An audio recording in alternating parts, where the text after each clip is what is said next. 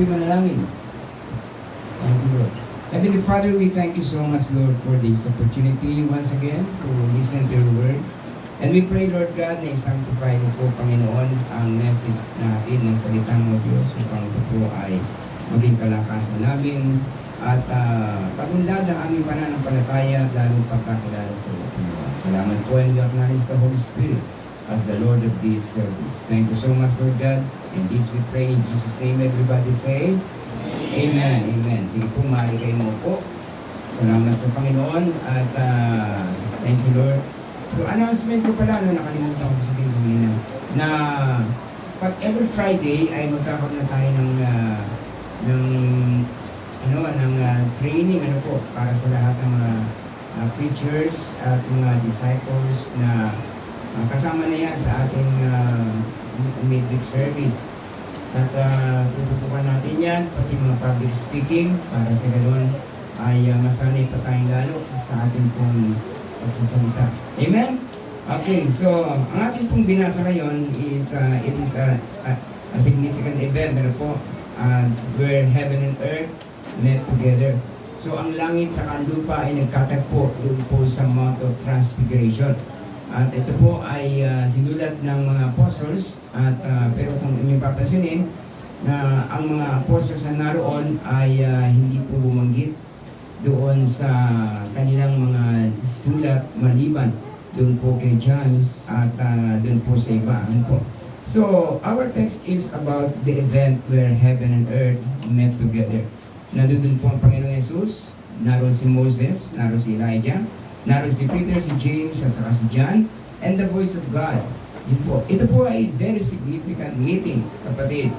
At ang topic po nila ay pinag-usapan nila yung nalalapit na pagdurusa ng Panginoon, yung suffering ng second person of the Godhead.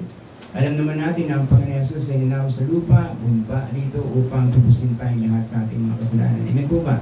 So yung kanilang meeting na yun ay para doon po sa nalalapit na pagpaparusa sa ating Panginoon para sa atin upang tayo ay maligtas sa ating mga kasalanan. Amen po ba kayo dyan? Sabi nga ay yun po ay isang napakahalagang event na pinag-usapan ng una ay naroon ang second person of the Godhead, si Jesus, ang ating Panginoon. Naroon si Moses, ang giver of the law. Naroon si Elijah, ang prophet of fire. At naroon yung tatlong inner disciples ng Panginoon, si Peter, si James, saka si John. Okay, at siyempre, naroon din ang tinig na nagsalita. This is my beloved Son in whom I am well pleased. So naroon ang ating Panginoong Diyos. Amen. So, what was happened in the Mount of Transfiguration? So gusto ko kunin salitang Transfiguration. So tingnan nyo ang Transfiguration. The word Transfiguration ay sa Greek word ito ay metamorpho. Sabi nga niyo metamorpho. So sa Greek word ng Transfiguration is metamorpho. It is the same word na ginamit doon po sa tinatawag na metamorphosis ng isang caterpillar habang unti-unting lumalabas sa loob ng cocoon. And after the process, makikita mo napakaganda ng isang finished work of nature at yun po ay isang magandang paru-paro. Amen. Kaya yung process ng transfiguration ay makikita natin na in this Christ transfiguration, lumabas ang tunay na anyo ni Lord Jesus Christ. Alam natin na siya ay pumarito sa anyo ng isang tao at nabalot ng laman yung kanya pong pagka-Diyos. Amen? Sabi nga ng Bible in the beginning was the Word, and the Word was with God, and the Word was God, and the Word became flesh. So that is an incarnation of the second person of the Godhead. Ayan. Kaya nga, kung titingnan mo, doon sa Garden of Gethsemane, ang Panginoon Jesus ay nag-pray. Sabi niya, Father, if it be thy will, let this cup pass from me. Ama, kung pwede lang, huwag na akong dumaan dito. Ano ba yung dadaanan niya? Yung pong suffering na yun. Di ba yung suffering na dadaanan? Yun po yung pinag-uusapan nila Moses, ni Elijah, saka ng Panginoong Jesus. Yung suffering na yun, doon po sinabi ng Moses, Elijah, yung pong gagawin ng Panginoon Jesus. Dahil pong suffering na yun, mga kapatid, ay hindi pangkaraniwang suffering, sapagkat yung pinaiinom sa kanyang saro ay iinumin niya yun. At yung saro na yun, ang laman nun, ay yung embodied na lahat ng kasalanan ng mga tao mula sa unang panahon hanggang sa huling panahon. So here is the Son of God, the Holy One of God, na iinumin niya yung lahat ng kasalanan, kukunin niya sa katawan niya yung lahat ng kasalanan na yun. Kaya ang prayer niya, Father, if it be thy will, Lord, kung meron pang ibang paraan. Alam niyo, ang Panginoon Jesus, yung prayer niya na yun, Ama, kung meron pang ibang paraan, ayaw ko nito. Ama, kung meron pang ibang paraan, sabi niya ganyan. Kung meron pang ibang paraan, ayaw ko nito. Ayaw ko nito, ayaw kong danas ito, yung kukunin niya yung lahat ng kasalanan mo, kasalanan ko, kasalanan ng lahat ng tao sa buong daigdig, pati yung mga inamatay na noon, pati yung mga ipapanganak pa lang, kapatid, lahat ng kasalanan na yon ay iinumin ng Panginoon. Kukunin niya. So kaya nga ang tanong ng Panginoong Jesus doon po sa Ama, nakausap niya sa Garden of Gethsemane, Father, if it be thy will, ibig sabihin, Ama, kung meron pang ibang paraan. But the Lord, the Father answered, walang ibang paraan. Walang ibang paraan. Walang ibang paraan. So he prayed 3 times dun sa Garden of Gethsemane. Father, kung meron pang ibang paraan, kaya lang talagang walang ibang paraan. You have to pay the price of redemption. Alam mo, kung meron pang ibang paraan, hindi naman siya haharap doon sa cross eh. Kung meron pang ibang paraan para iligtas ka, iligtas ako, hindi naman siya bababa dito sa lupa eh. Pero talagang walang ibang paraan. Amen po ba? So 3 times in the book of Mark and Matthew, nag-pray siya, Father, if it be thy will, let this cup pass from me. Huwag na akong dumaan dito. Kung meron pang ibang paraan, pero walang ibang paraan, kapatid. Amen? The sin of humanity is very serious. It is very serious. Pwedeng gunawin na lang ng Diyos ang buong daigdig at alisin niya na sa solar system yung Earth. Pero hindi niya ginawa. Amen. But instead, He sent His only begotten Son. At yun yung pinag-uusapan nilang tatlo doon sa Mount of Transfiguration. So doon sa Mount of Transfiguration, lumabas yung tunay na anyo ni Jesus. Sobrang liwanag ng mukha ng Panginoon. Yung damit niya, sabi ng Bible, ay sobrang puti na nakasisilaw. Na walang sino mang makapagpapaputi ng damit na gaya noon saan man sa mundo. Nagliwanag doon sa buong bundok na yun. At ang liwanag na yun ay hindi nang galing sa labas, tumama kay Jesus. Yun ay galing sa loob. Sa loob ng katawan ng second person of the Godhead. Kaya nga pag bumababa ang Panginoong Diyos doon sa Holy of Holies, where I am standing now, ganito yan, ang templo ay nahahati sa 3 bahagi. This part is the Holy of Holies. At yung lugar na kinalalag ninyo is the Holy Place. At yung labas ng ito is the congregation. So, ang mga priest papasok sa Holy of Holies. Pero hindi sila pwedeng pumasok kung meron silang kasalanan. The high priest, dapat wala silang kasalanan at meron silang offering para sa sarili nila. Kapag meron silang kasalanan, hindi na sila makakalabas ng buhay. Sapagkat pag bumaba ang presence of God, sobrang liwanag, patay yung tamaan mo. Yung sobrang, sorry. Kaya sabi ng Diyos, sabi ng Moses sa Diyos, Panginoon, pwede ko bang makita yung mukha mo? Pwede makita, sabi niya yan. Sabi ng Diyos kay Moses, ito po yung request ni Moses, sabi ng Diyos, hindi ko pwede makita ang mukha ko. Sapagkat ang lahat na makakita sa mukha ko ay mamamatay. Pero pag bibigyan kita, ilalagay kita sa isang uka ng bato. Dadaan ako at paglang doon, tatakpan ko yung mukha mo. At paglampas ko, tatanggalin ko yung takip para makita may ligot ko. Oh, how holy is our God. And who is Moses para pagbigyan siya ng Diyos ng gano'n. Isa nagpe-pray na, Lord, pwede ba kitang makita? Lord, pwede ba kitang makita? Pero babalikan ko yung sinabi ng Diyos, hindi mo pwede makita ang mukha ko. Mamamatay ka kapag makita mo yung mukha ko. So kaya yung mga high priest, pag pumasok sila sa Holy of Holies, at meron silang kasalanan, pagpasok nila doon, hindi na sila makakalabas ng buhay kasi yung liwanag ng Panginoon, liwanag ng presence of God. Kaya nga minsan may nagtanong sa sabi niya, Pastor, meron po bang anino sa langit? Sabi ko, wala. Di pa ako nakarating doon, pero alam ko wala. Kaya mo pagpunta ko, sasabihin ko sa iyo, meron. Sabi niya, bakit po walang anino? Kasi buong lugar na yun ay nagliliwanag. At yung liwanag na yun, tumatagos yun sa katawan mo, sa labas, sa loob ng katawan mo. Tatagos siya. Amen. So yun yung itsura ng Panginoon. Yung kanyang second person of the Godhead, eh nandoon, nagpakita ang Panginoon. Yung sino ba siya? Yung sino ba siya? Pero alam mo, di ba, at the beginning of this transfiguration, hindi na-excite yung mga tatlong kasama ni Jesus. Hindi na-excite si Peter, si John, saka si James. Okay? Bakit kaya?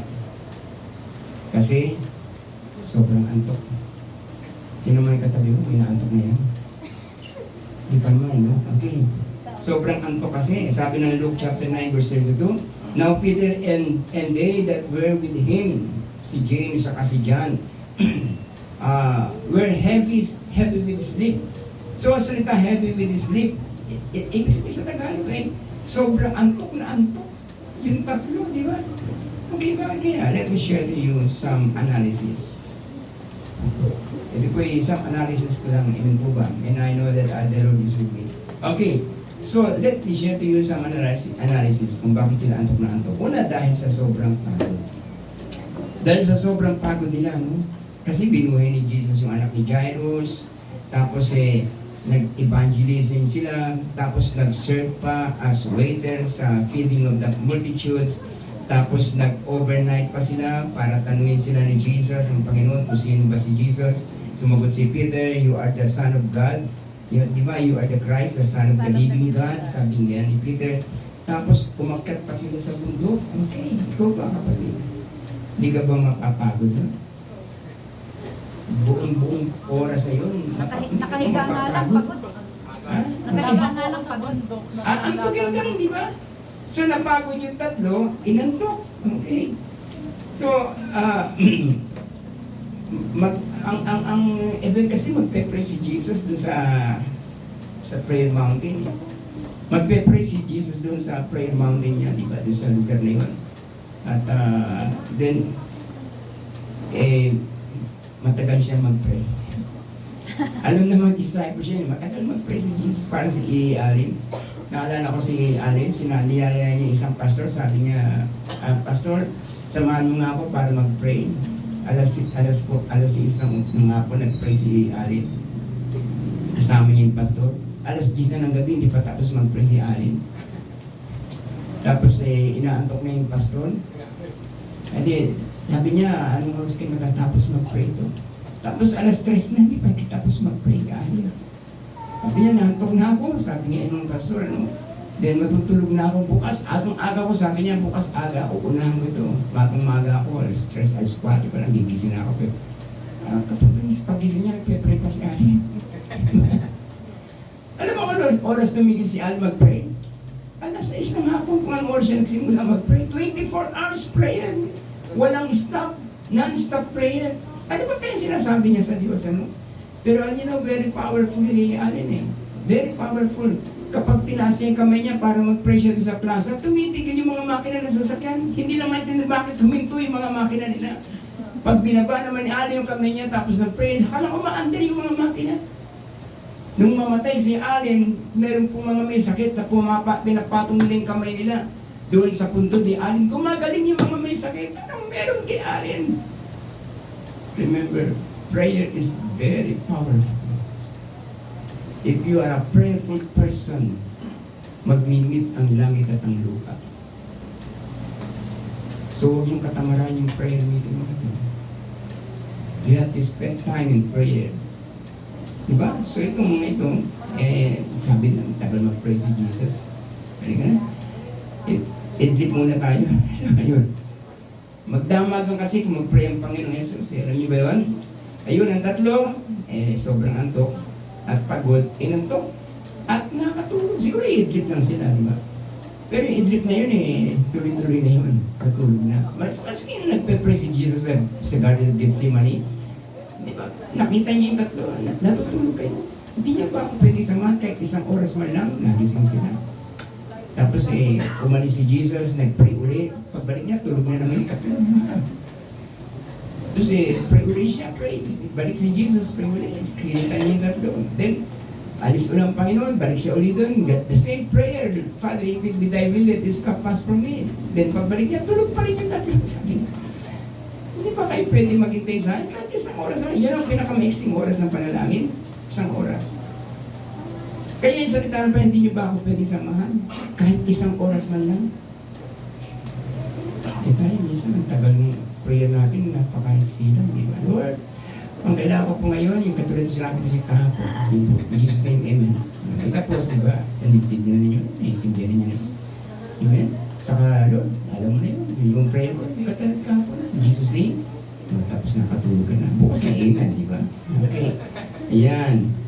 So, pangalawa, hindi pa masyadong sanay sa magdamagang prayer yung ating pong mga bida rito, yung tatlong disciples ni Jesus. Kasi bago pa lang sila eh. Diba? Mula sa pagiging mangingisda, o sanay sila magpuyat sa pangingisda. Kanya alam, busy sila, nangingisda sila. Pero ito, magpe-pray lang si Jesus, babantayan nila, kasama sila. Hindi pa sila sanay sa magdamagang panalangin. Tingnan po ba? Kaya yun, natulog yung labing. Another it, ang pinakadahilan ng antok nila. Okay, tingnan mo yung katabi mo. Tapikin mo sandali. Kinig ka, kinig ka.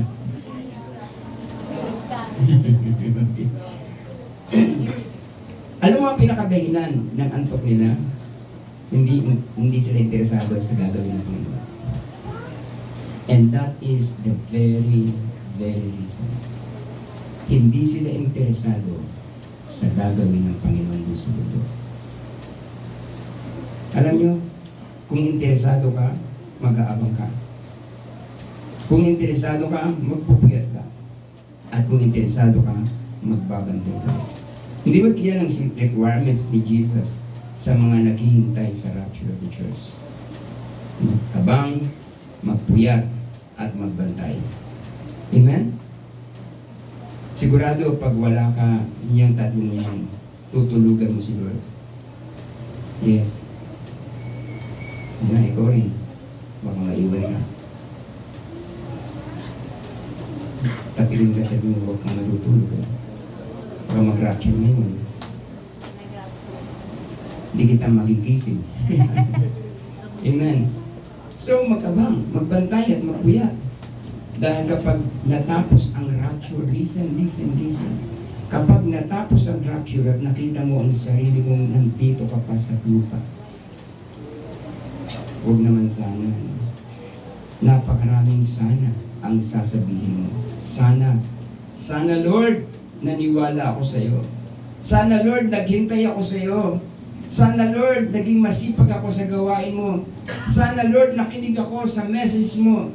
Sana Lord, nagbantay ako. Sana Lord, balikan mo po ako. Please lang, sana po bumalik ka. Balikan mo ko dito. Ang daming sanang lalabas sa piling mo. Pagkatapos ng rapture at nakita mo yung sarili mong nandito ka pa. Kaya sabi ng Panginoon, magbantay, maghintay. Amen po ba? Magbantay ka, maghintay ka, at maging masikasin. Amen. You know, brothers and sisters, there is an irony of life. And one of the irony of life is, kung ano yung hinihintay mo, hindi dumarating. At huwag mo hintayin, darating. That is the irony of life. Kung ano yung hinahanap mo, hindi mo makita. Huwag mo hanapin, makikita mo. Yan po yung mga biro ng buhay. At kung hindi mo hinihintay pagdating ng Panginoon, at di ka nakaredy, tutulog-tulog ka, aantok-antok ka. Isang araw baka dumating siya, makita mo sarili mong naiwan ka na. And huwag naman sana. Amin po ba? Okay. Verse 13, sabi dito, but when they were fully awake, they saw His glory. But when they were fully awake, they saw His glory. Look, when they were fully awake. Gusto kong kunin yung word na yan. When they were fully awake. Ito po yung title ng ating message. When they were fully awake. Tingnan mo yung katabi mo, gising na gising ba yan? Amen? Pinipilit sumil. Sarap pa nang matulog ngayon kasi nag-uulan, di ba? Tapos ang lamig-lamig pa dito sa loob ng church. Di ba? Okay, ayan. So when they were fully awake, they saw His glory, sabi ng Bible. But when they were fully awake, they saw His glory. What makes us fully awake? What makes you fully awake? What makes me fully awake? What makes us fully awake? When we see the light, we will be fully awake. Kapag nakita mo yung liwanag, tumama sa yung isang malakas na liwanag, magigising ka sigurado. Di ba? Eh, sa totoo lang, kahit nakahiga ka, tulog ka na. Kapag may nakatayo sa tabi mo, nararamdaman ng mas kaluluwa mo yan eh. Nagigising ka. Pag may nakatayo dyan sa tabi mo, magigising ka. Nararamdaman ng kaluluwa mo. Although tulog na tulog ka, pero nararamdaman ng kaluluwa mo na may nakatayo dyan at may nakatigil sa'yo. Hindi ko kayo magigising ka eh. How much more kapag ang liwanag na tumama sa mukha mo? Yung malakas na liwanag na tumama sa mukha mo, sigurado magiging gising ka. Kapag tinamaan ka ng sobrang liwanag, di ba? Habang tulog na tulog ka pa, magigising ka talaga. Pero paano kung hindi ako magising? Sabi niya isa. Paano kung hindi ako magising? Isa lang yan, kapatid, kung hindi ka magising, either bulag ka o patay ka na. Pag hindi ka nagising. Pero totoong magising kapag tinamaan ka ng sobrang liwanag sa mukha mo, sigurado magigising ka. Amin po ba? So there was a light, tumama yung liwanag na yun, dumating yung liwanag ng Panginoon. Ang sobrang liwanag doon sa bundok na yun. When they were fully awake, they saw His glory. Another is when we see the holy man of God, we will be fully awake. When we see the holy man of God, we will be fully awake. Sabi niya sa chapter 5 verse 14 ng Matthew, kayo'y ilaw sa sanlibutan, hindi maitatago ang isang lungsod na nakatayo sa ibabaw ng burol. Walang magsisindi ng ilaw at naglalagay nito sa ilalim ng takalan. Sa halip ay inilalagay ito sa talagang patungan upang matanglawan ang lahat ng nasa bahay. Alam mo ba kapatid na ikaw ay ilaw na inilagay ng Diyos dito sa daigdig nito? Sa community mo, sa bahay mo, sa school, sa trabaho mo. Ikaw ay ilaw na inilagay ng Diyos dyan. Ingat. Tayo ay ilaw na inilagay ng Panginoon dyan sa lugar na kung saan tayo yung occupation natin. Sa bahay natin, sa school, sa trabaho, maging sa community mo, sa kapitbahayan mo, you are the light. Amen? So no wonder kung bakit gustong-gusto kang puntihin ng demonyo. Alam niyo ba yan? Gustong-gusto kang puntihin ng demonyo. Iniinis ka, inaasar ka, pinipikon ka niya, pinipersecute ka niya, para ano? Para mapunti ka. Kasi nilalantad mo sila eh. Nilalantad mo yung ginagawa ng demonyo. Because you are the light eh. Amen po ba? So kaya ang ginagawa ng demonyo, gumagamit siya ng mga tao, minsan kasama mo pa sa bahay, minsan close pa sa'yo, minsan kaibigan mo, minsan kasama mo sa school, minsan kasama mo sa trabaho. Pupuntihin ka talaga. Gagamitin sila ng demonyo para puntihin. Bakit? Kasi habang nagliliwanag ka, naliliwanagan sila. Di ba? Habang ikaw ay naliliwanagan sila. Naalala ko si Pastor Sioni, na kwesta ng Bureau of Immigration. Alam mo bang, hindi lang kaunting persecution na inabot niya dahil kapag kami, paggagawa yung mga foreigner sa kanila, ay, apat na table yan dadaanan yan. Ang huling-huling table ay dun sa kanya. Ang huling table ay sa kanya. Bakit siya hinuli samantalang siya yung matagal na? Dapat doon siya sa una. Nilagay siya sa huli nung commissioner. Anong dahilan? Umiyak siya nung sinashare niya sa akin. Kasi pagkadating sa kanya, luto na yung papel. So, pipirmahan na lang niya. Kasi nung nadudo siya sa unahan, hindi pwede yung under the table. Hindi pwede yung bibigyan mo siya para unahin niya yung papel mo. Hindi. Yung nahuli ka, diyan ka sa huli. Di ba? Nauna ka, diyan ka sa unahan. Marami nagre-reklamo. Sinisiraan siya. Kasi hindi siya tumatanggap eh. Hindi siya tumatanggap ng lagay para iuna yung pagdating ng isa, ang kapal na nung nauna, di ba? Sabi sa kanya, unahin mo nga ito. Tapos pagbukas ng folder, may nakaipit doon na 2,000, 3,000, meron pa 5,000. Kukunin nyo na sa unahan, hati-hati sila. Si Sister Shoni, Pastor Shoni, hindi tumatanggap. Hindi siya tumatanggap. Hindi, apat tayo maghati-hati dito. Yung tatlo, hati-hati sila. Bibigyan pa si Pastor siya. Sabi ni Pastor, hindi ka pwede tanggapin yan. Kung gusto niyo sa inyo na yan. So, anong ginawa nila? Pinagsisikapan nilang tanggalin doon sa opisina nila. Si Pastor Shoni, bakit hindi niya kasabot niya? Amen? You know, kapag ikaw ay nagliliwanag sa isang lugar, sa community mo, sa bahay mo, sa pamilya mo, dyan sa eskwelahan ninyo, sigurado, hahakot ka ng persecutor. Di ba? Tama ba yan? Naranasan niyo ba yan? Yes. Praise God. So, pinag-persecute ka ng demonyo. Pinubunti ka niya. Bakit? Kasi nagliliwanag ka eh. Nagliliwanag yung buhay mo. At habang nagliliwanag yung buhay mo, nalalantad sila. Sabi nga, paano malalantad yung mali? Kasi gumagawa ka ng tama eh. Subukan mo yan. Sa gitna ng mga mali, gumawa ka ng tama, lalantad mo sila. O may mga marites dyan. Umpo ka sila, marites, okay, kwentuhan sila kasi mga walang kamalay-malay na mga tao ito pinagkikwentuhan nila. Pumasok ka kaya. Ikwento mo si Jesus, mag-iwalay yan. Yes, ikwento mo siya. Pag-usapan natin si Jesus. Let's talk about Jesus. Naku, sigurado kapatid, may gagawin pa ako eh. Sige na, may sinayang ko iniwan eh. Yung anak ko eh, papasok pa sa school eh. Mag-iwalay sila, pero hanggat walang pumapasok na salita ng Diyos sa kanila, sama-sama baka mauubos na yung oras nila, yung araw nila doon. Pero pag pumasok ka and you started to share the Word of God, started to share the love of Jesus, you started to share the salvation from the Lord, then makikita mo mag-iwalay yan. Kaya parang killjoy. KJ ka. Diba? And that is your part. When they saw the holy men, si Moses, si Elijah was there. The presence of Moses, the holy man of God, na humati ng karagatan by faith.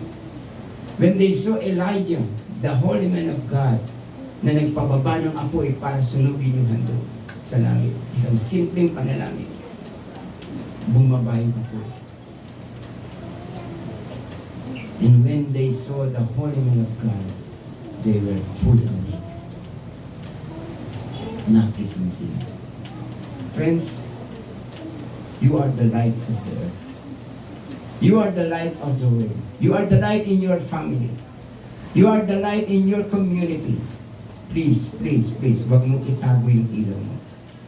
Sabi ng Panginoon, walang nagsindi ng ilaw, nilagay niya sa ilalim ng takalan. Inilalantad niya. At kapag ginawa mo yan, marami kang makakaaway. Mamili ka na lang gusto mong kakampi. Kakampi mo ang Diyos o kakampi mo si Satanas. So pag nakita ng mga friends mo na nagliliwanag ang buhay mo dahil kay Kristo, sigurado, magigising sila. Matatauhan sila.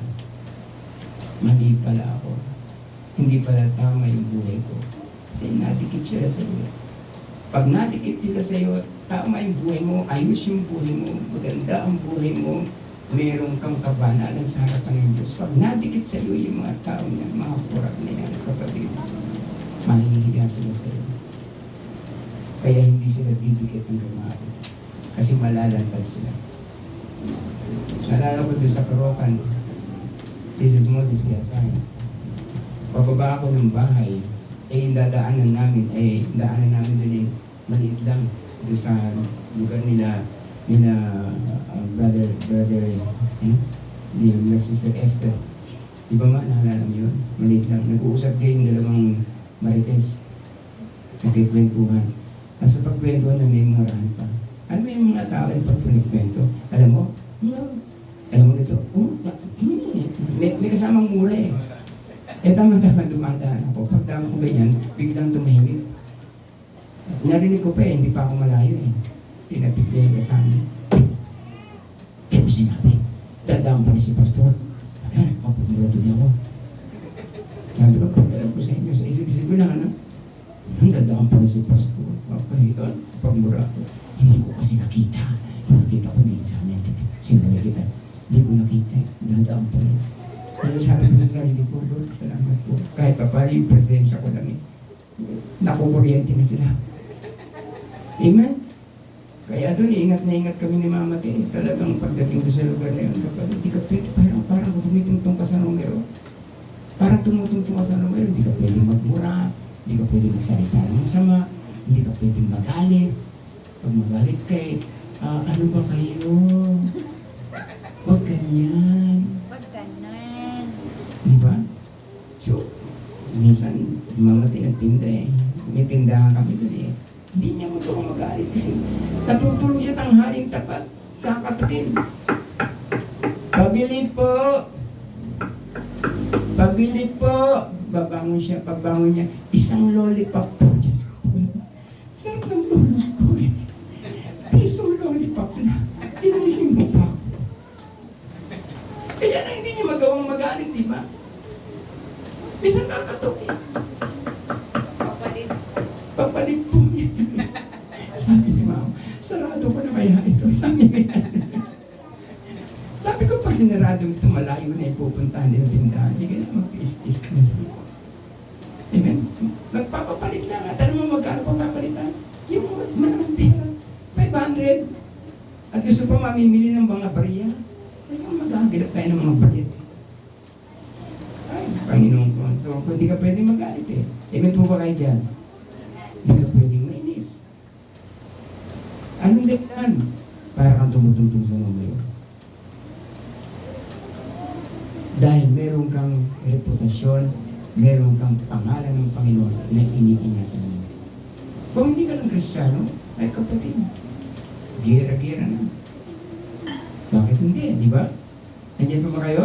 Kanya lang, you are the light of the earth. Ikaw ay liwanag, ikaw ay ilaw. So sabi ng Bible, pagliwanagin mo yung ilaw mo. And when they saw you, kapatid, kapag nakita na nagliliwanag ka, mabubuksan sila. Matatauhan sila. So that's it.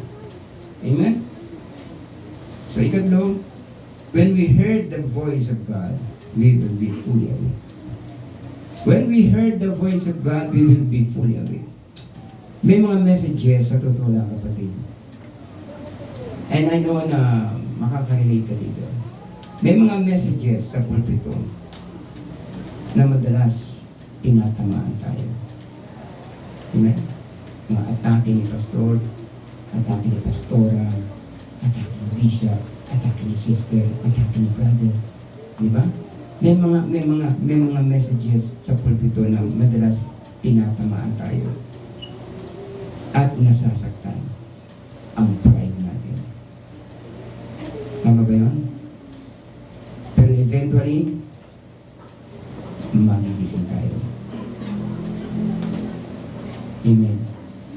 Minsan umatin ako sa isang Bible study sa Cubao. Yung preacher naman niya, bata pa talaga. Binatil niyo pa eh. Nagpipreach siya. Siguro training nila yun. Nagpipreach siya. So pumunta ako doon. The first time na pagdating ko doon, syempre, I'm a pastor, an ordained pastor, pagdating ko doon, parang nabababawan ako sa preaching niya. Kaya lang, hindi naman ako, hindi ko naman church yun. Umatin lang ako. Nababawawan ako sa preaching niya, no? Hindi ako sa niya. Pero mayaman ko ito sinabi siya, it struck my heart. Sakula ko sa puso. Para ko sugatan, tayo ko ako ganyan. Hiya po, sorry Lord, sorry po, Panginoon. Sorry Lord, meron po na akong kasalanan. Kaya nung sinabi nung brother na yun, sino po sa inyo gusto niyo lumapit sa Diyos? Ako kapatid, sabi sa iyo, ano, pastor, ano, bishop, tayo ako lapit ako. Hindi ako nagpakilala sa kanila, tayo ako siya. Tayo ako sa Panginoon. Sorry po. Amen. Ginagamit na pa yun. Kaya nga sabi ko sa inyo, yung mga kabataan natin dito, nag-practice ka dito, inibigyan ka ng opportunity para mag-preach. Amen? Salitain mo yung salita ng Diyos. Anong mali mo ba? Hindi mo lang napapasin, baka mamaya dyan sa congregation, meron ng tinatamaan. Amen? Yes, matatamaan yung pride mo. Amen? Amen. Masasagasaan yung pride mo. Pero, magigising ka. Yes. Magigising ka. Sometimes God is using people. Sometimes God is using children. Sometimes God is using yung mga ordinary people. Huwag na lang natin gamitin yung education natin, yung pinag-alaman natin, yung naabot natin. Let the Lord speak to you. And when God speaks to you, at walang kalyo yung puso mo, kapatid, sapul ka sa puso mo. Amen? Yes. Amen. Praise God. Hallelujah. At magigising ka. Dahil kung hindi ka pa rin tinatablan, baka may kalyo na nga yung puso mo. Kung hindi ka pa rin tinatablan, baka may kalyo na nga yung puso mo, sana wala ka. Amen. Friends, are you fully awake na? Are you fully awake na ba? May we be fully awake and see the glory of Jesus Christ, our Lord. Balik tayo sa bundok. Luke chapter 9, verse 33. Nang papalis na sa tabi ni Jesus ang mga lalaki, Moses and Elijah, sinabi ni Pedro, Guro, mabuti pa dumito na lang tayo. Guro, mabuti pa dumito na tayo. Gagawa po kami ng 3 kubol. Isa sa inyo, isa kay Moises, at isa kay Elias. So, ang ganda ng plano nila, di ba? Amen po ba? Gagawa daw sila ng 3 kubol. Ang totoo ay hindi niya alam kung ano yung sinasabi niya. Naalimpungatan eh. Nakita niya yung Holy Man of God, Moses, bumaba galing sa langit. Amen? Si Elijah, bumaba galing sa langit. Ano doon si Jesus sa liliwanag, nag-usap yung tatlo. Di ba? So hindi alam ni Pedro kung ano nangyayari. Hindi malaman ni Pedro ang kanyang sasabihin. Di ba? Sapagkat masyado ang takot nila at ng kanyang mga kasamaan. Sino hindi matatakot makakita ka ng gano'n? Amen? So sa salita ni Pedro, gusto niya sana, doon na lang sila sa bundok. Panginoon, dito na lang po tayo. Master, dito na lang tayo. At gagawa kami 3 kubol. Isa kay Moses, isa kay Elijah. Ayan. Diba? Siguro sila yung mag-serve sa 3. Okay. So, gagawa sila ng 3 kubol. Parang wala na yatang balak si Pedro bumaba at bumalik sa ministry. Amen? Minsan kapag sobrang pagod mo na sa ministry, kung pwede lang, gusto mo na lang mag-quit. Naiintindihan ko yan. Yung iba kapag sobrang pagod na doon sa ministry, sobrang pagod na doon sa church, sobrang pagod na doon sa mga gawain sa church, parang minsan naiisip nila, mag-quit na kaya ako. Yung iba nasa music ministry, gusto na mag-quit. Ano, practice na naman tayo. Lagi na lang tayo nagpa-practice. Hindi ba nakatanan natin ng 1 linggo yan? O, hindi na lang. O, pa-practicein pa natin. Ano ba naman ito si Pastor Annalyn? Pa-practice na mag-practice. Amen? Pwede mo mag-quit na. Sige, gusto mo na mag-quit eh. Sa totoo lang ako, inaamin ko, may mga time na gusto ko mag-quit. Kaya lang pagkapagod na ako, uwi ako sa bahay, naiisip ko, ay, kaya ako magpapahinga. Pero pag kinabukasan, gusto ko na naman pumunta sa ministry. Ayaw ko magpahinga. Kaya sabi ni Mama sa akin, hindi ka ba nagpapahinga? Magpahinga ka naman. Pero kahit pupunta ako sa ministry, sasama naman siya. Kasama ko siya. Ayan.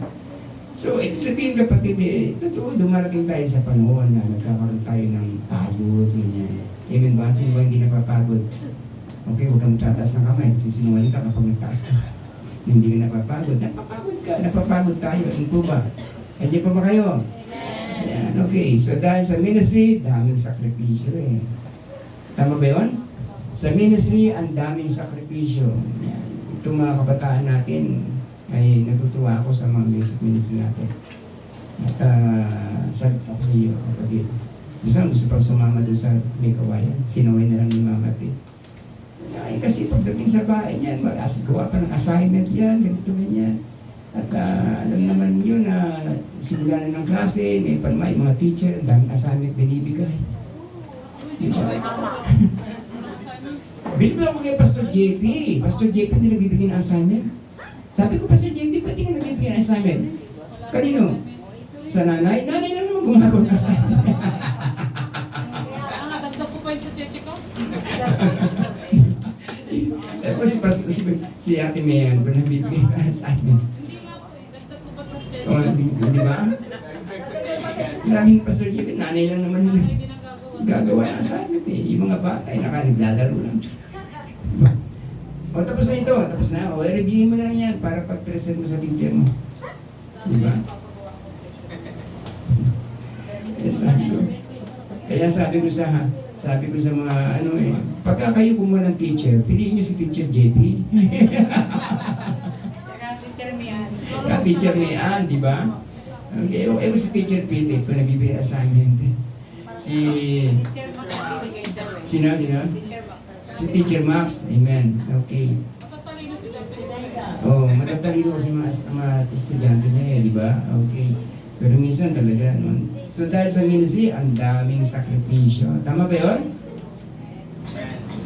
Kaya yung mga youth natin na sumasama sa akin doon sa ay hindi na muna namin pinasama. Pasensya na kayo ha, kasi nga dami na assignments. May pasok na eh. Ayan. Kunin na lang niyo yung oras na yun, galing kayo dito sa church, practice, di ba? Napagod na, tapos pagdating ng hapon, sasama pa sa may kawayan. Namiss nga kayo nila, gusto nila kayo makita. Kaya lang, sabi ko, may pasok na po kasi. Kaya ayaw po naman makaaway yung mga parents nila. Hindi naman kami aawayin ng mga magulang ninyo. Kaya lang, siyempre nakakaya naman. Di ba? Ibig po ba, baka mamaya nasa klase kayo, antok-antok kayo doon. Ganyan. Tapos sabi kayo, bakit inaantok ka? Kasi po si Bishop, binigyan namin ng trabaho sa Diyos. Di ba? Okay, so okay lang yan. Ganyan kapag inaakala mo, kaya mo, libre ka, okay, magpresenta ka na lang. Gusto ko pong sumama sa ministry, gusto ko pong sumama sa gawain. Okay, sige, pagbibigyan kita. Pero kapag oras na talagang pipeligro na, excuse me, no? Patawarin nyo kami, pero pahinga muna kayo. Amen! Kapag kaya mo, kaya ko po, meron po akong vitamins na ininom. Meron po akong piniinom na pampalakas. Kaya mo ba? Kaya ko po. Sige, come on. Sama kami. Amen po ba? Okay, pagdating naman doon, daming pagkain, no? Okay ba yun? Yan, okay. So, dahil sa ministry, ang daming sakripisyo. Alam mo sabi ng isang pastor na kausap. Sabi ng isang pastor, Bishop, sabi niya, hindi ko po masabing butas yung medyas ko. Hindi niya sabi. Bishop, hindi ko po masabing butas yung medyas ko. I don't know kung nagbibiro siya or really ba yung sinasabi niya. Pero natawa naman ako. Sabi niya, Bishop, hindi ko po masabing butas yung medyas ko. At iilan lang po yung barong ko. Sabi ko, bakit? Dahil sinisilip po ng mga members ko yung tithes nila kung saan napupunta. Kawawa naman si Pastor. Sinisilip ng mga members niya yung tithes nila, yung mga members. Kung saan napupunta. Nagkasus ba ni Pastor? Hindi nga ako makabili ng bagong baro. Yung medyas ko, butas na. Kaya pag nag-visitation daw siya, sabi niya, hindi siya nagubad ng sapatos. Kasi pag nagubad ako ng sapatos, makikita ng butas yung medyas ko. Sabi ko, ba't di mo sabihin? Nahiya ako, sabi niya. Alam mo yun ang problema sa ating mga pastor? Pag yung mga member, humingi ng prayer, pinag-pray natin. Pero pag tayo, parang ang hirap na. Hindi tayo makapagsabi. Kasi kinakala lagi kang malakas. Sabi sa kanya, alam mo pastor, dapat lagi kang malakas. Lagi kang masigla. kang on the go. Lagi kang okay.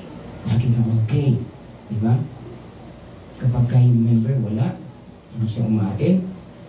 Diba? Nagtatanong ka, di ba? Diba? At nahanap mo. Pero pagka ikaw wala, nandiyan naman si brother. Hindi pa wala si pastor. Kaya sabi niya, minsan nakakasakit ng damdamin. Hindi ka nanimiss ang members mo. Namimiss niyo ba ako? Amen. So hindi okay yun. Okay. Sabi pa niya, buti pa yung sundalo, sabi niya ganito. Buti pa daw yung sundalo, bago sumugod sa giyera, pinapasuot ng bagong brief ng gobyerno. Oh? Oo, yun daw yun, sabi niya. Buti pa yung sundalo, bago sumugod sa giyera, pinapasuot ng bagong brief ng gobyerno. Susuotin niya sa labanan. Para daw, pag namatay siya, at least, hindi po mapapahiya yung government. Kasi siyempre, yung balsam niya siya, makita, uy, si Kapitan, uy, si General, meron ng particular yung brief niya.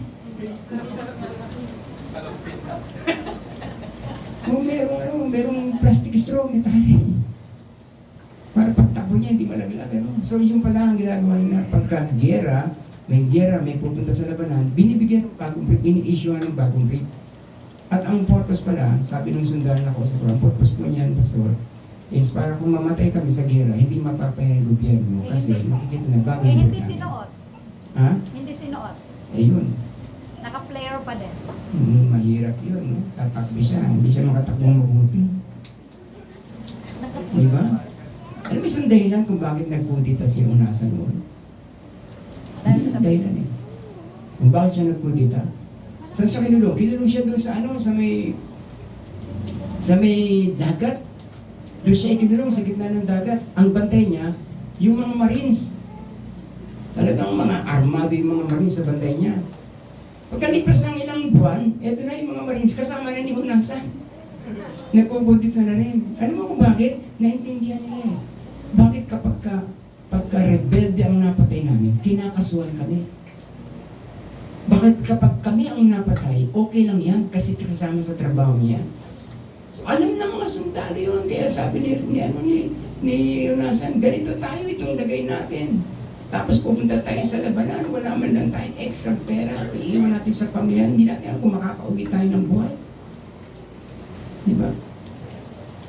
So yun yung naging problema niya. So kaya sunod na kudita, kasama niya ni buong Marines. Nagkudita na sila. Di ba? Anong dahilan? Okay, balik tayo sa pastor. Amen po ba?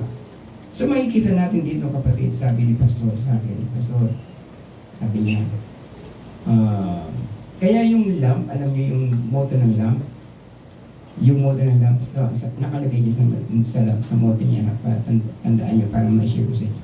Ang motto ng lamp, when the sheep bleeds, when the sheep bleeds,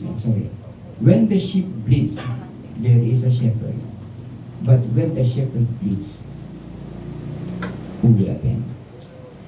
Kapag nasugatan ang tupa, nandyan yung pastor. Pero paano po yung pastor ang sugatan? Asan yung tupa? So kaya binuo po yung lamp. Ang purpose ng lamp is to take care all the pastors. Pastoral care. Para sa pastoral care. Sabi ko sa kanila, kapag hindi ganito ang naging motor ng lamp natin, kapag hindi naging ganito ang takbo ng lamp natin, I'm sorry to tell you, hindi niyo ako maaasahan din. Hindi niyo ako maaasahan sasama sa inyo. When the sheep bleeds, there is a shepherd. But what if the shepherd bleeds? Where are the sheep? Amen? So kaya yun po yung naging motto ng lamp. So brothers and sisters, balik tayo kay Peter. Sabi niya, Lord, dito na lang po tayo. Yan. Gagawa kami ng 3 bukol. Isa kay Moses, isa kay Elias, at isa sa inyo. Pero hindi pwedeng lang gawin yun. Hindi pumayag si Jesus. Bakit? Marami pa silang gagawin kasama nila si Lord. Marami pa. Pininin pa lang yan ang ministry ni Jesus, ang Panginoon. Sa piling ni Moises, maraming do's and don'ts. Hindi pumayag ang Panginoon. Sabi ni Peter, dito na lang po tayo, gagawa kami ng tatlong bukol. Isa kay Moses, isa kay Elijah, isa sa'yo. Tapos nagsalita yung tinig, this is my beloved son, in whom I am well pleased. Hindi mo sinabi ng tinig, okay lang, okay, sige, tatlo kayo, sama kayo. But, hindi pinansin ng tinig ng Diyos na makapangyarihan sa lahat yung sinabi ni Peter. Ito si Moses, who represents the law. Ito si Elijah, who represents the prophets and the ethics. Okay? Sa piling ni Moses, maraming do's and don'ts. Sa piling ni Elias, maraming this and that. At paniguro ko, mapapagod ka. Pakinggan mo yung tinig na nagsalita kina Pedro. Anong sabi ng tinig? This is my beloved son. Tinuro niya yun doon sa gitna. Here is my beloved son. Listen to him. Not to Moses, not to Elijah, but to my son Jesus. Listen to him. Amen. Very strict yung tinig ng salita sa langit. And that is the voice of the Heavenly Father. Anong gagawin ni Moses? Iko-condemn ka niya dahil sa kautusan na nilabag mo. Anong gagawin ni Elijah? Kusumbatan ka niya dahil doon sa hindi magandang ginawa mo, yung unethical na ginawa mo. Pero anong gagawin ni Jesus? Nagkamali ka, patatawarin ka niya. Amen! Hallelujah! Nagkakamali ka, iintindihin ka niya. Nagkakamali ka, pagbibigyan ka niya. At kahit marami ka ng mali, namatay siya para sa iyo.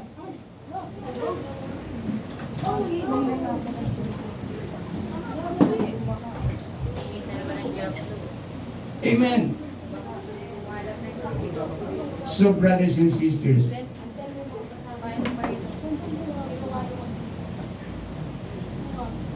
this is my beloved son, in whom I am well pleased. Listen to my son. So, sino pinakikinggan mo? Pinakikinggan mo ba yung law? Okay lang yan, pero hindi yan ang magliligtas sa iyo. Pinakikinggan mo ba yung ethics? Namumuhay ka ethically? Okay lang yan, pero hindi yan ang magliligtas sa iyo. And Jesus Christ is the one who will save you. Amen. This is my beloved son, in whom I am well pleased. Siya ang pakinggan nyo. Friends, kanino ka makikinig? Sa batas ni Moses, sa batas ni Elias? Friends, kay Kristo ka makinig. Sa batas ng pagmamahal at pag-ibig ng Diyos. At walang batas na sasakop dyan.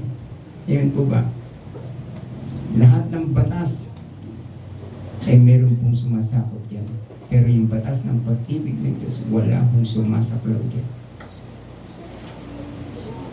Walang batas sa pag-ibig. Kaya sa Kristo, hindi ka mapapagod. So listen to Him. And enjoy your ministry. Amen? Enjoy your ministry. Music team, enjoy your ministry. Because you are doing that for Jesus. Amen. Mga kapatid, mga supporter ng church, enjoy your ministry. Amen. Okay. So mga tumutulong sa gawain ng Diyos, enjoy your ministry. Because you are doing that for Jesus. Ginagawa mo yan para sa Panginoon. At hindi kanya hanapan ng napakaraming gawa. Ang gusto lang niya, magmahal ka sa Kanya. Ginagawa mo yan because you love the Lord. I do this because I love Him. Hindi ko ginagawa ito para makakuha ng simpatya ng sino man. I'm doing this because I love the Lord. Kung ginagawa mo isang bagay kasi nagmamahal ka, walang batas na pwede sumakalaw sa iyo. Amen po ba? So, let me close this talk. Tungkol ito sa isang mag-asawang missionary na pumunta ng Africa. Isang missionary na pumunta ng Africa at nakasabay nila sa biyahe si President Roosevelt ng Amerika.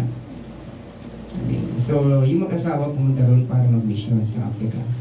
Si President Roosevelt pumunta roon para mag-hunting mga mamaril, mga ibon, mga hayop. Siyempre, yun ang kanyang purpose doon. Pakasyon siya sa Africa para mag-hunting. Yung mag-asawa pumunta roon para mag-mission doon sa mga tribes. Then, to make the long story short, doon hinatid sila ng si President Roosevelt, hinatid siya ng musiko, ng mga musicians, may banda pa, ganyan. Yung mag-asawa, hinatidan sila ng ilang kaibigan nila. Okay. Sumakay ng barko, yung biyahe. Then, pagkalipas ng ilang taon sa mission, bumalik yung mag-asawa at nakasabay pa rin na si President Roosevelt kasi ilang balik na si President Roosevelt. Nakasabay pa rin na si Mr. President. So pagbalik niya doon, at naunang lumabas si President Roosevelt at talagang todo yung musiko, todo yung tugtugan, tapos ang kaganda ng mga salubong sa kanya. So nakababa si Mr. President, tapos sumunod yung mag-asawa. Pagbaba nila, walang sumalubong. Walang sumalubong sa kanila, yung dati yung naghatid sa kanila, sumalubong sa kanila. Kailan lang yun. No? Alam mo yung mag-asawa, according to sa Reader's Digest, sabi umiyak sila Sabi nila, Panginoon, sabi niya, si Mr. President pumunta ron para pumatay ng mga hayop. Kami pumunta ron ng yung buhay namin sa pagdadala namin at salita mo. Bakit pagdating namin dito, wala man lang sumalubong sa amin? You know, nagsalita ang Diyos sa puso mo. Sabi ng Panginoon, mga anak, wala pa kayo sa bahay niyo. Kaya mo, pagdating niyo dito, ako mismo sasalubong sa inyo. Nang binabasa ko yung umiiyak ako sa bahay, sabi ko, Lord, minsan hindi nare-recognize ng mga tao yung ginagawa natin. But thank you, kasi nare-recognize ko. Amen. Sabi ng Panginoon, hayaan niyo mga anak. Pagdating niyo dito, ako mismo ang sasalubong sa inyo. Amen. So, I kneel down nung binabasa ko yun. I cried to God, sabi ko, Lord, I'm sorry. Hindi ako maghahanap. Dadalang ko na niya nga. Naintindihan mo ako. Amen po ba? And I thank God for all the church members who supported my ministry. Amen. Now kapatid, time comes na napapagod ka. Totoo yun. Napapagod ka sa maraming problema at pagsubok sa buhay mo. Napapagod ka sa maraming mga alalahanin mo sa buhay. Dumarating sa panahon na napapagod ka. Nagpe-pray ka naman. Nananalangin ka naman. Ang sipag-sipag mo nga umatin at manalangin. Pero hanggang ngayon, wala pa rin yung hinihingi mo sa Diyos. Naintindihan ka ng Panginoon. The Father is in heaven is speaking to you right now, saying, my child, listen to my beloved Son. Listen to my Son. Amen. Minsan pinakikinggan natin yung sito ng damdamin natin. Minsan pinakikinggan natin yung kalansing ng pera sa bulsa natin, wala na. Minsan tinitingnan natin yung pitakan natin, wala nang laman. Minsan nakilig natin yung bigasan natin, wala nang laman. Minsan pupunta tayo sa palengke para mamalengke, pero wala na yung madulo. So bibili na lang tayo ng tumpok na hindi nasariwa sa halos. Amen. Ang dami natin naririnig, nakapangpapahinga ng Lord. Pero sabi ng Panginoon, kay Peter, kay James, kay John, na gusto na sana nilang huwag nang bumalik. Sabi ng Panginoon, this is my beloved Son. Listen to Him. Amen. Sa Kanya ka makinig. Sa Kanya kayo makinig. Our Father in heaven is calling you right now. Friends, halika. Halika Buksan mo yung puso mo sa akin. Nakikinig ako sa iyo.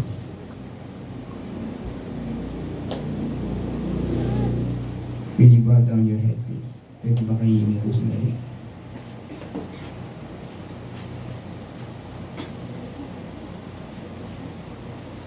Kapatid,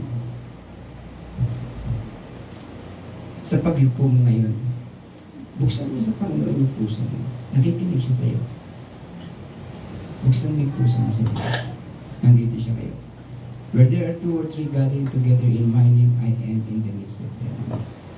Minsan yung daing mo hindi naririnig ng isang bahay mo. Hindi naririnig ng magulang mo. Hindi naririnig ng anak mo. Hindi naririnig ng asawa mo. Minsan yung daing mo. Binubulong mo na lang. Tinitiis mo na lang. Pero naririnig ng Diyos yan. At sabi niya sa aklat ng Isaias, bilang ko yung luhang pumapatak sa mata mo. Oh, how good is our God. Imagine mo ang luha mo bilang ng Panginoon. Amen. Bada patak ng luha mo, may counting ang Diyos. Alam niya, bilang niya lahat ko.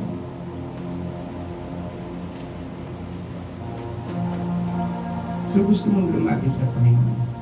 Gusto mo sabihin sa Lord, gusto kong makinig sa iyo. Gusto kong makinig sa iyo. Hindi sa batas, hindi sa ethics, hindi sa kanino man. Gusto kong sa iyo kong makinig. If you want the Lord to speak to you right now, sa pagyupo mo yun, just raise your hand. Itaas mo yung kamay mo kung gusto mo marinig mo ang tinig ng Panginoon sa puso mo. Kita ng Panginoon ng mga kamay niya. Thank you. Okay? Mari ko bang tumayo? Lumang na nagtaas ng kanyang kamay. Sige po, huwag kang maiyak. Tumayo ka. And I want to invite all the workers of the church, yung pong mga youth natin, nasa music team. Sinabi ko sa'yo kanina, hindi kayo lumapit kayo dito sa harapan. At umarap kayo sa kanila. Sige po, lumapit dito yung pong nagtaas ng kamay. At meron